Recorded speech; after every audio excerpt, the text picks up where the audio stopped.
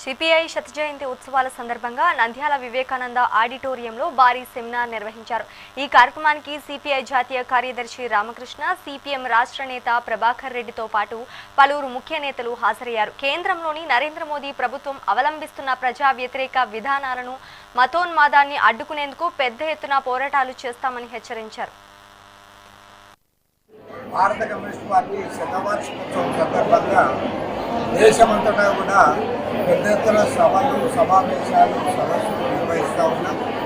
ఇవాళ కమ్యూనిస్టు ఉద్యమం భారతదేశంలో ఆవిర్భవించి 100 ఏళ్లు పూర్తయిన సందర్భంగా దేశవ్యాప్తంగా కమ్యూనిస్ట్ పార్టీ నిర్వహించిన త్యాగాలు, పోరాటాలు అన్నిటి కూడా ప్రజల దృష్టికి తీసుకోవడానికి, మరోమారు రాబోయే రోజుల్లో మరింత ముందుకు సాగడానికి ఈ అవకాశాన్ని తీసుకొని ఈరోజు దేశంలో ఉన్న అన్ని రాష్ట్రాల్లో కూడా కమ్యూనిస్ట్ పార్టీ శాఖలు ఉన్న ప్రతి చోట కూడా జెండాలు ఎగరవేసి ఇవాళ ర్యాలీలు, సదస్సులు నిర్వహిస్తారు।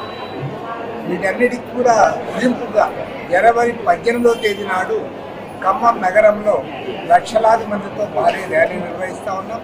ఆ ర్యాలీలో భారత కమ్యూనిస్ట్ పార్టీ జాతీయ నాయకులు యావత్తు పాల్గొంటూ ఉన్నారు।